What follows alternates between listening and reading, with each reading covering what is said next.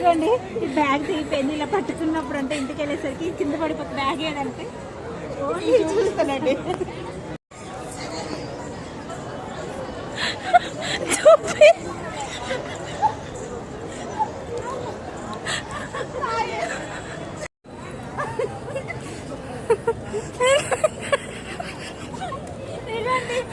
ఈ బ్యాగ్ అనడమే ఆలస్యం అండి. 2 అడుగులు కూడా ఇలా తెగిపోయింది.